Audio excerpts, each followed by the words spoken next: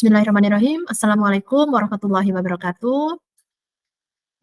Izin memperkenalkan diri, nama saya adalah Septi Wulandari, Sarjana Sains Magister Pendidikan. Saat ini saya bekerja di Akademi Pariwisata Mandalabati Surakarta dengan home base Diploma 3 Perhotelan. Saat ini saya sebagai dosen dengan tugas tambahan yaitu sebagai Direktur Akademi. Dalam kesempatan ini saya akan mendeskripsikan pengajaran salah satu mata kuliah pokok yang saya ampu yaitu statistik perhotelan. Saya akan mencoba menjelaskan RPS yang telah saya buat ya. Yang pertama, RPS dari statistik perhotelan ini salah satu mata kuliah yang saya ampu di semester 2 dengan kurikulum Merdeka Belajar yang saat ini untuk CPL dari program studi. Ya, yang pertama adalah bertakwa kepada Tuhan Yang Maha Esa, menguasai konsep teoritis di bidang pengetahuan dan keterampilan secara umum di bidang pariwisata dan perhotelan, mampu bekerja sama, berkomunikasi, dan inovatif dalam pekerjaannya. Yang terakhir adalah mampu menyelesaikan pekerjaan dengan memilih berbagai metode di bidang pariwisata dan perhotelan. Selanjutnya, saya akan menjelaskan capaian pembelajaran mata kuliah atau CPMK. Di sini ada 4 poin yang menjadi perhatian di CPMK. Yang pertama adalah mahasiswa akan mampu memahami kegunaan statistik dalam manajemen pariwisata dan perhotelan. Yang kedua, mahasiswa akan mampu menyusun penyajian data statistik dalam mengelola industri pariwisata dan perhotelan. Yang ketiga, mahasiswa akan mampu menganalisis dan mengevaluasi data statistik melalui penggunaan alat komputer atau aplikasi. Dan yang terakhir adalah mahasiswa akan mampu menjelaskan interpretasi dari hasil kesimpulan pengelolaan data untuk kebutuhannya di bidang pariwisata dan perhotelan. Selanjutnya, saya akan jelaskan deskripsi singkat berkaitan dengan mata kuliah statistik perhotelan. Mata kuliah ini membahas mengenai pengertian, manfaat, dan kegunaan statistik dalam bidang pariwisata dan perhotelan, serta menyusun berbagai penyajian data yang akan dianalisis untuk kebutuhan di bidang pariwisata dan perhotelan. Mata kuliah statistik perhotelan bukan merupakan mata kuliah utama dari Prodi D3 Perhotelan. Ini adalah salah satu mata kuliah pengembangan ya, karena dirasa mata kuliah statistik perhotelan ini sangatlah dibutuhkan terutama bagi alumni yang nantinya bekerja di bagian back office seperti itu. Selanjutnya, saya akan menjelaskan materi pembelajaran yang digunakan. Yang pertama adalah pengertian dari statistika dan statistik. Yang kedua, kegunaan statistik dalam bidang pariwisata dan perhotelan. Yang ketiga, karakteristik dan metode pengumpulan data. Yang keempat adalah bagaimana cara menyajikan data statistik. Selanjutnya adalah bagaimana membuat tabel distribusi frekuensi. Dan yang terakhir adalah bagaimana cara meramalkan dengan menggunakan data deret waktu atau time series. Itu adalah beberapa pokok materi pembelajaran yang diajarkan.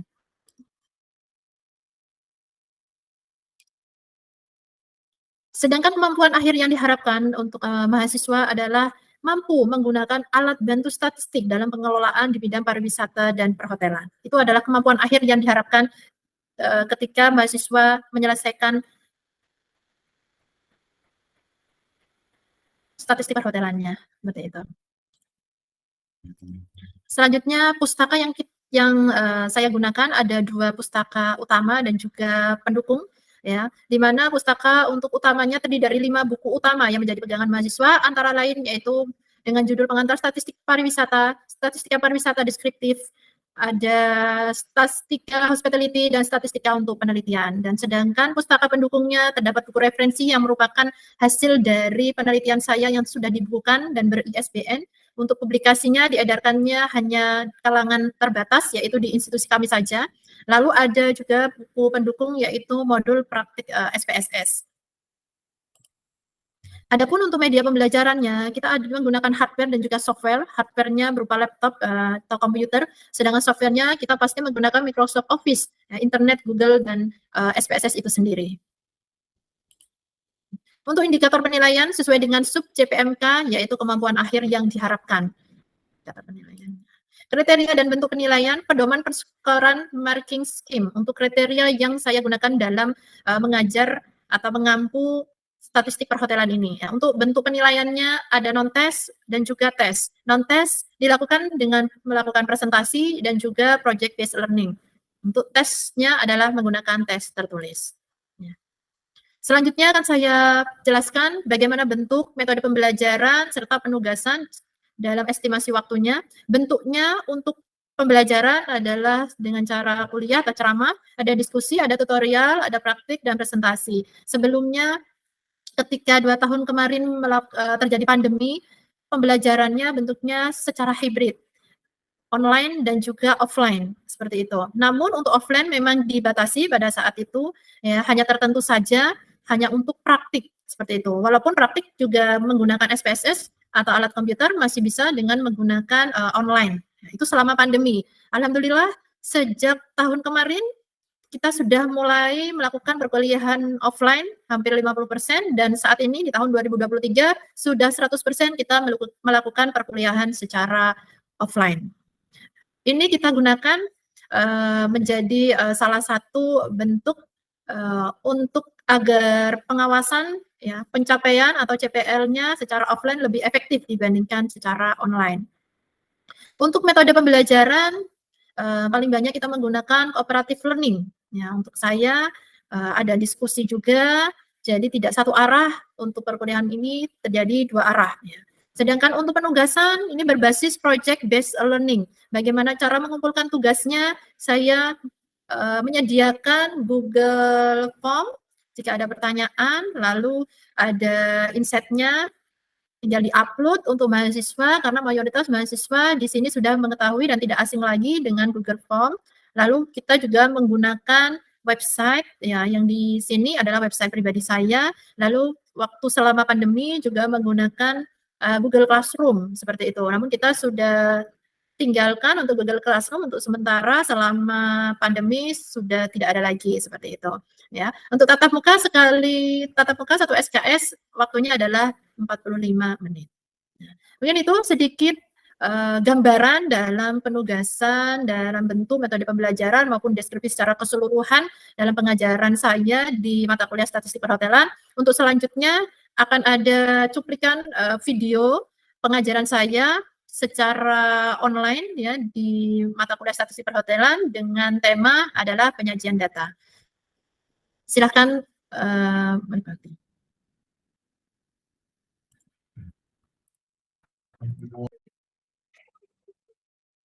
Oke, bismillahirrahmanirrahim. Assalamualaikum warahmatullahi wabarakatuh. Waalaikumsalam warahmatullahi wabarakatuh.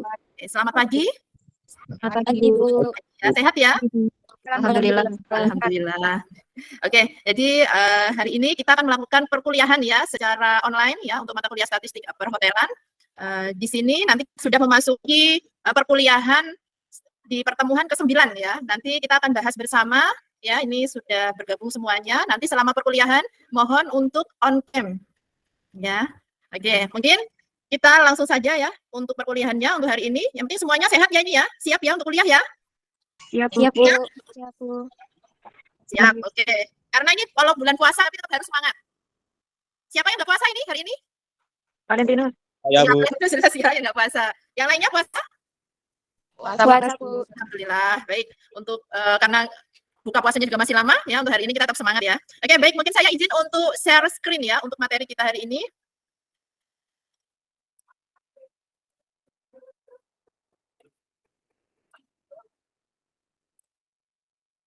Oke, materinya sudah terlihat di layar? Sudah terlihat di layar? Sudah, Bu, sudah. Sudah, ya. Oke, baik. Oke, untuk hari ini, ya, adalah pertemuan ke-9 kita. Kemarin kita sudah melakukan UTS, ya. Ya, untuk pertemuan ke-8 kita lanjut sekarang untuk pertemuan ke-9. Pokok bahasannya adalah penyajian data statistik, ya. Sub pokok bahasan pada pertemuan kali ini adalah tabel dan grafik. Nah, seperti itu. Jadi memang suatu pokok bahasan yang mungkin adik-adik mahasiswa semuanya bukan sesuatu yang baru, karena saya yakin tabel dan grafik sering ditemui dimanapun, ya, karena ini berkaitan dengan data. Sekarang kita mencoba apa sih gunanya tabel dan grafik ini dalam statistik perhotelan pariwisata. Oke. Saya sampaikan dulu untuk identitas perkuliahan kita hari ini. Jadi kode mata kuliahnya kita adalah MKK 205, ya. Kompetensi akhir yang diharapkan, ya, dalam perkuliahan kita hari ini adalah mahasiswa akan mampu menyajikan data statistik perhotelan dalam bentuk tabel dan juga grafik, ya. Metode pembelajaran pertemuan kita adalah cooperative learning. Jadi monggo nanti untuk selama perkuliahan kita berlangsung diharapkan mahasiswa aktif, ya. dalam proses perkuliahan ini. Seperti itu, ya. Kita langsung, ini ada penyajian data, ya. Penyajian data, kita ada grafik, ada tabel yang kita akan pelajari dalam perkuliahan kita hari ini, ya. Pertama adalah tabel, ya. Tabel di sini yang akan kita pelajari adalah tabel baris dan kolom. Oke, di sini ya. Jadi tabel baris dan kolom, ada tabel kontingensi dan juga tabel distribusi frekuensi. Namun untuk saat ini akan saya jelaskan tabel baris kolom dan tabel kontingensi saja. Ya, untuk tabel distribusi frekuensi next pertemuan nanti ya, untuk pertemuan ke-10 nanti kita akan bahas bersama. Oke, apa itu tabel baris dan kolom? Oke, di sini penyajian data dalam bentuk tabel dengan bentuk susunan baris dan kolom yang saling berhubungan. Ya, oke. Nanti kita akan berikan contohnya. Ya, untuk tabel kontingensi adalah sebuah tabel yang pada dasarnya adalah sebuah format tampilan yang digunakan untuk menganalisis hubungan antara dua variabel atau lebih variabel kategori. Biasanya merupakan baris dan kolom dengan banyak. Ya, jadi kalau seandainya bedanya dengan tabel baris dan kolom itu hanya satu baris. Maksudnya untuk kategorinya atau variabelnya itu hanya ada dua. Tapi kalau tabel kontingensi dia memiliki banyak baris dan kolom atau biasa kita sebut dia memiliki variabel kategori yang lebih dari dua variabel. Nah, seperti itu ya. Mungkin saya sebelum lanjut, saya akan bertanya dulu, sebelumnya pernah tidak melihat bentuk tabel ya, kalau misalkan ada data tabel, ya kita sebut saja karena kita di perhotelan ya. Sudah pernah kan ke hotel semua atau ada yang belum ke hotel? Sudah pernah semua. Sudah pernah ya. Pernah nggak lihat data misalkan seperti informasi ya, jadi kayak informasi kalau di tempat pariwisata kayak di bandara, terus seperti di stasiun, saya yakin mungkin sudah pernah melihat ya, kalau misalkan di stasiun saja. Pernah ada yang di stasiun? Pernah, Bu. Pernah ya? Pernah nggak lihat jadwal keberangkatan Pernah. stasiun dari misalkan kita ya di Solo ke Jogja dan seterusnya? Ada ya? Nah, itu bentuknya apa? Ada yang tabel.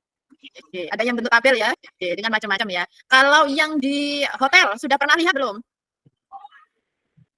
Kalau di hotel? Belum ya? Oke. Karena kalau di hotel memang biasanya tabelnya itu tidak terpasang di lobi hotel. Nah, seperti itu. Lalu apa ini? Kapan saya akan menggunakan tabel baris dan kolom dan juga grafik? Nah, seperti itu ya. Nah, nanti kita jelaskan penggunaannya. Sekarang kita belajar dulu untuk pembuatan tabelnya. Oke ya. Jadi ada tabel baris dan kolom dan ada tabel kontingensi. Poinnya adalah tabel baris kolom hanya terdiri dari dua variabel atau dari dua kategori, sedangkan kontingensi lebih dari variabel kategori. Jadi poinnya di sini ya. Jadi kalau tabel baris kolom hanya ada dua variabel, sedangkan kontingensi memiliki lebih dari dua variabel atau kategori. Oke, ini contohnya. Oke, ya, ini tinggal nanti disesuaikan saja. Ya, ini karena contoh ya. Misalkan di sini ada dua variabel. Dua variabelnya adalah program studi, ada perhotelan dan manajemen pariwisata, akomodasi perhotelan. Sedangkan di sisi yang horizontal yaitu S1, D3, D1 ini adalah tingkat pendidikannya. Nah, jadi seperti ini. Tabel kontingensi ukurannya 4x3 ya. Jadi 4x3 ini 4-nya itu jumlahnya bagaimana? 4 itu ini 1, 2, 3, 4. Oke, jadi barisnya itu ada 4. Sedangkan 3 itu 3-nya itu ini 1, 2, 3. Oke, jadi 3-nya adalah kolom ya. Di sini 3-nya kolom, sedangkan 4-nya adalah barisnya. Jadi yang dilihat adalah yang ada di dalam ya. Jadi yang dilihat adalah yang di dalam. Oke, dari sini dulu ada pertanyaan atau masih bingung dalam menentukan ukuran tabelnya? Paham, Bu. Oke ya, sudah paham ya. Jadi memang ini kita hanya mengulang, saya yakin dulu waktu SMK atau SMA kalian sudah mempelajari ya bagaimana tabel ya. Ini tinggal kita mengulang kembali saja. Okay? Jadi sekali lagi untuk ukurannya kalau seandainya nanti diminta untuk membuat tabel, ukuran 4x3. Jadi yang dimaksud 4-nya itu adalah barisnya ya, yang horizontal, sedangkan 3 adalah kolomnya yang vertikal atau yang tegak. Oke, seperti itu ya. Next. Untuk tabel kontingensi ukuran 4x3x2 ya. Di sini oke. Jadi oke. Ukuran 4x3x2. Kalau yang tadi sebelumnya ukurannya 4x3 saja. Nah, sekarang jadi 2. Oke. Sorry, yang ini tadi tabel baris dan kolom ya, bukan tabel kontingensi ya. Nah, sedangkan yang ini tabel kontingensi ya. Jadi kita tambahkan sekarang yang awalnya 4x3, saya tambahkan ada satu variabel lagi, yaitu variabel apa ini? Laki-laki perempuan? Variabel apa laki-laki perempuan? Jenis kelamin. Oke, jenis kelamin. Berarti ada 3 variabel ya yang tadi ya. Yang pertama adalah program studi, yang kedua adalah jenjang pendidikannya, yang ketiga adalah jenis kelamin dari mahasiswa tersebut ya. Di sini sama yang seperti tadi saya sampaikan 4. 4 itu barisnya. Kita hitung. Oke, kita lihat di sini 1,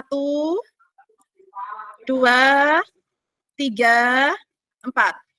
Oke. Terus yang 3? Yang 3 yang mana? Yang 3 ya. Jadi yang 4 ini ya, saya beri warna hijau itu 4. Jadi 1, 2, 3, 4. ya. Yang 3 yang mana Bu? Yang 3? Oke, jadi yang 3 itu ininya ya. 1. Nah, jadi 1 kesatuan. 2, 3. Ini yang 3 ini. Sedangkan yang 2 yang 2 itu yang 1, jadi yang di dalamnya. Nah, ininya saja. Jadi bukan dihitung 1, 2, nanti sini 3, 4 enggak ya, tapi di dalamnya saja, yaitu laki-laki, perempuan. Ya, jadi ini. Jadi di dalamnya. Ini dalam setiap kolom ini ada 2 jenis kelamin. Jadi gini. Oke. Sudah bisa dipahami ya. Jadi variabel tambahannya itu ada lagi. Kalau seandainya ya, saya beri lagi tambahan. Ini kan ada program studi, ada jenjang pendidikan, terus ada jenis kelamin ya. Misalkan nanti saya tambahkan lagi di sini. Ya, misalkan 4 kali 3 kali 2 kali 2 misalkan. Ya, kategorinya apa? Kategorinya katakanlah misalkan ini apa? Mahasiswa yang berumur kurang dari 20 sama yang lebih dari 20. Nah, kalian tambahkan berarti nanti di sini setiap jenis kelaminnya ya, di laki-laki perempuan misalkan, nanti tinggal ditambahkan ya. Jadi di sini nanti ada lagi. Nah, jadi setiap ini dikasih yang warna kuning ini ya. Yang warna kuning yang saya berikan, terlihat ya. Jadi ini dibagi, ada kolom lagi gitu nanti. Jadi ada 2 kolom. Jadi ada 2 kolom lagi di sini, laki-laki perempuan, nanti ada kolom sini sama sini. Nanti yang di sini kurang dari, di sini lebih dari, ini jumlahnya ada berapa. Jadi gitu, dan terus. Nah, itu tabel kontingensi. Jadi nanti menyesuaikan. Nah, kalau seandainya di perhotelan, berarti nanti contoh misalkan di sininya bukan program studi ya, di sininya bukan program studi, tapi misalkan departemen ya. Departemennya di sini misalkan, atau jangan departemen. Misalkan tamu yang menginap, berarti yang dilihat dari kamarnya ya, kamar yang disewa misalkan ya, kamar yang disewa misalkan di sini tipe apa seperti itu, terus tamunya itu laki-laki perempuan, nah itu bisa digunakan ya. Pada dasarnya sama ya. Jadi ini tabel kontingensi yang lebih dari 2 variabel. Oke, dari sini ada pertanyaan dulu dalam pembuatannya. Jadi nanti tabel kontingensi itu bisa ukurannya tidak hanya 4 kali 3 kali 2 ya, bisa ditambahkan lagi kali 2 lagi, bisa ditambahkan lagi tergantung kalian mau membuat datanya dalam variabel apa yang perlu ditambahkan gitu. Oke, dari sini ada pertanyaan dulu, silahkan. Sudah jelas ya? Sudah, Bu. Oke, ada jelas ya. Good. Oke. Nanti saya yang akan bertanya ya. Kalau tidak ada pertanyaan berarti saya anggap paham seperti itu ya. Oke, kalau ini penyajian data dalam bentuk grafik ya. Nah, di sini ya. Ini contoh saja ya, ini dalam pembuatan diagram batang, ini diagram garisnya, ini diagram pie ya. Bisa kalian memanfaatkan aplikasi yang ada ya. Misalkan yang paling biasa kalian menggunakan apa? Seandainya dalam menyajikan data ada Excel ya. Pernah menggunakan ini Excel dalam membuat data atau grafik? Pernah, Bu. Pernah ya, berarti sudah paham ya. Bisa menggunakan aplikasi SPSS juga bisa ya. Kalau seandainya dalam penyajian data, nah ini biasanya saya inikan dulu. Oke.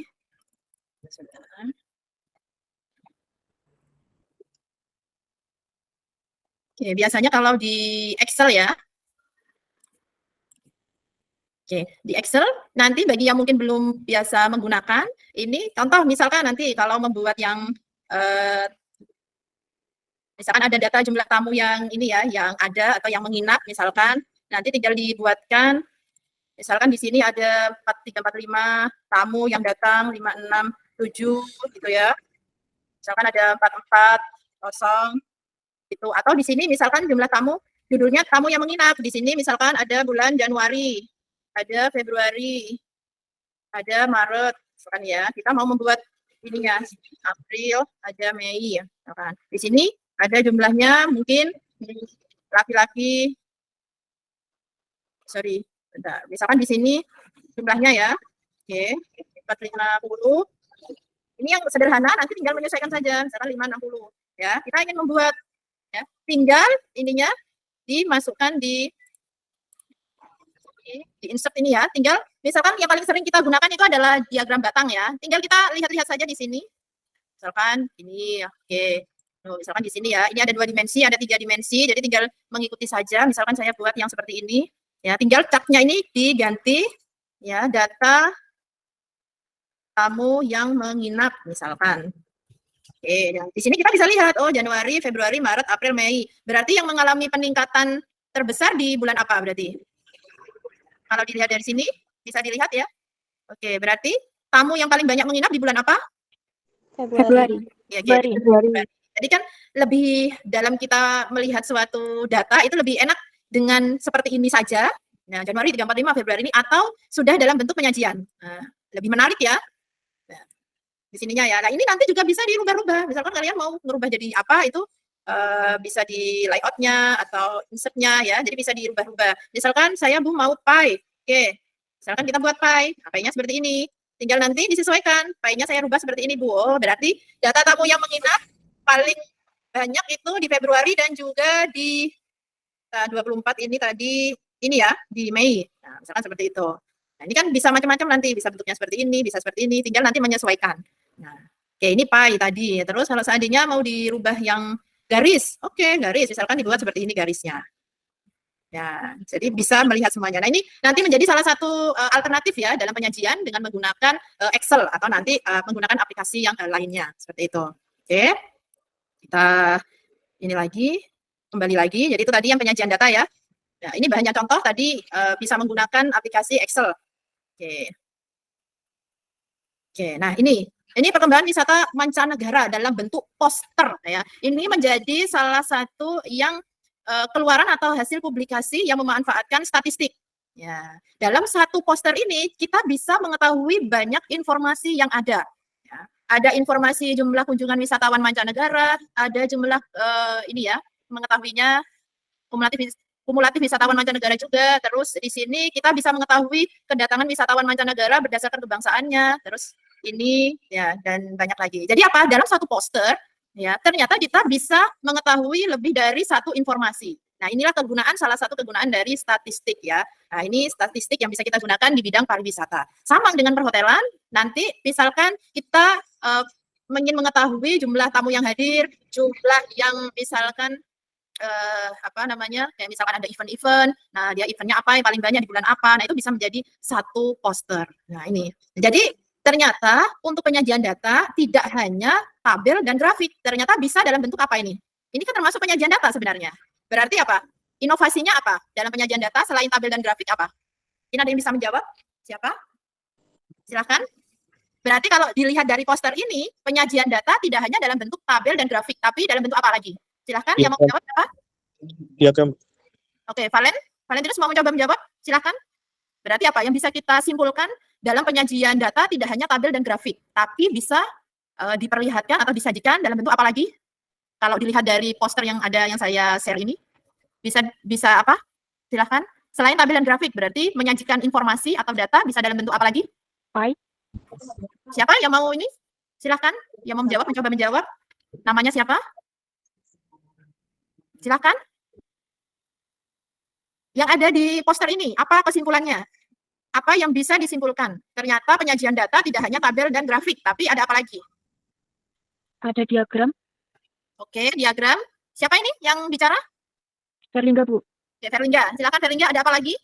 Diagram. Oke, di sini ya. Di sini ada diagram. Oke, di sini. Terus ini apa ini?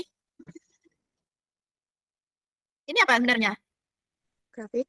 Oke, dia sebenarnya grafik Batang. sebenarnya batang, tapi diinovasi dengan menggunakan apa? Tambahan apa? Bendera negara. Bendera negara, agar lebih menarik saja. Ya kan, benar ya? Terus, ini? Pie. Pie, ya. Tapi diinovasi dia. Ya kan, inovasinya dia buat pie-nya itu gambarnya di sini berlubang. Ya, seperti donat gitu ya. Kalau yang tadi pie kan penuh ya. Itu. Terus, di sini? Ini? Apa ini? Masuk diagram juga kan? Diagram Iya. batang, tapi yang mendatar ya. Terus dikasih. Kalau ini? Ditambahin apa? Kendaraan. Oke, kendaraannya. Karena di sini judulnya adalah kedatangan wisatawan mancanegara berdasarkan pintu masuk. Jadi walaupun kita tidak berarti pintu masuknya yang mana ya. Jadi dengan adanya seperti ini kita jadi paham. Awalnya kan dia mungkin ini ya, batang biasa gini ya. Nah, tapi di sini diberikan ada gambar bus. Oh, berarti ini dari darat. Terus ada gambar kapal, berarti laut, ada gambar pesawat berarti udara. Jadi ini bentuk inovasi dari penyajian datanya ya. Terus yang di sini dia ingin mengetahui berdasarkan jenis kelamin. Ya, biasanya kan hanya kayak laki-laki perempuan, tapi di sini ada inovasinya yaitu bentuk gambarnya ada laki-laki, ada perempuan. Nah, gitu ya. Jadi bisa dipahami ya. Jadi pembuatan penyajian data itu tabel dan grafik bisa diinovasi ya. Yang pariwisata. Nah, ini gunanya juga dari sini dia publikasi statistik ya. Jadi karena kita lingkupnya perhotelan, itu adalah ilmunya dari pariwisata, jadi bisa digunakan ya. Nantinya suatu hari misalkan mahasiswa semuanya ada yang mungkin jadi di bagian ASN-nya di pariwisata ya, di bagian tidak di apa ya, di perhotelan yang operasional ya, jadi di back office-nya. Nah, ini menjadi salah satu tugasnya adalah membuat atau menyusun publikasi ya data. Nah, seperti ini. Ini yang diterapkan ya, dilihat dari website Kemenparekraf ya. Ya, terlihat di sini ya. Nah, dia mengalami kenaikan. Nah, seperti itu ya. Jadi memang digunakan, inilah salah satu kegunaan penyajian data di bidang ilmu pariwisata dan perhotelan untuk statistiknya. Oke. Ada pertanyaan dulu? Silahkan. Oke. Kalau membaca grafik sudah bisa ya? Coba saya tes dulu. Salah satu mungkin bisa membaca grafik ya. Di sini ada grafik yang terlihat, bisa dilihat dengan jelas grafiknya. Saya coba besarkan dulu. Bentar. Oke. Bisa terlihat grafiknya? Oke, bisa terlihat grafiknya? Terlihat. Oke, coba ada yang bisa membaca salah satu mahasiswa saja? Tolong bagaimana cara membaca grafik? Ya, ini adalah grafik total perjalanan wisata Nusantara. Ya, di sini. Oke. Ya, jadi di sini tahun 2015, di sini ada tahun 2016 ya. Di sini 2017, saya mungkin nah di sini ya. Jadi setiap tahunnya apa? Monggo silakan, ada salah satu yang bisa membacakan. Jadi ini data per tahun ya. Ini data per tahun. Dimulai dari data tahun 2015 sampai tahun 2021. Apa yang bisa kita ketahui dari tabel tersebut? Apa? Silahkan. Perjalanan wisatanya selalu naik setiap tahunnya, Bu. Tapi di tahun 2020 ada sedikit penurunan, ini naik lagi di tahun 2021. Oke, jadi ini atas nama siapa ini mahasiswanya? Yasopa, Bu. Siapa? Mohon maaf diulangi. Yasopa, Bu. Oke, Mbak Yasopa ya. Jadi tadi bagaimana jumlah wisatawan Nusantaranya mengalami kenaikan ya? Dimulai tahun 2015 sampai tahun 2018, sampai tahun 2019 ya. Peningkatan terbesarnya yaitu di tahun 2018 ke 2019 ini mengalami ya. Itu ada pertanyaan untuk tugas kelompoknya nanti? Sudah memahami ya, jadi dicari sendiri ya nanti untuk timnya ya, ada 3 orang yang penting ya. Nanti karena ini tidak semuanya yang hadir ya, jadi akan saya share untuk perkuliahan kita pagi hari ini, nanti akan saya masukkan di YouTube ya, YouTube-nya saya, nanti akan saya share, nanti bagi mahasiswa yang mungkin tidak bisa hadir pada pagi hari ini, nanti bisa melihat ulang untuk perkuliahan online kita pada pagi hari ini. Oke, sebelum saya tutup ya, saya akan share untuk link.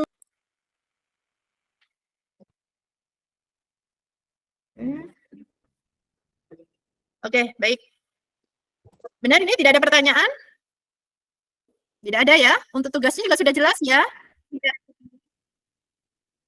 Oke, kalau tidak ada pertanyaan lagi, saya akhiri untuk perkuliahan kita pada pagi hari ini. Terima kasih ya setelah bergabung. Mohon maaf kalau ada salah kata dari saya. Akhir kata, wabillahi taufiq wal hidayah. Wassalamualaikum warahmatullahi wabarakatuh. Waalaikumsalam warahmatullahi wabarakatuh. Terima kasih, Bu. Terima kasih, Bu.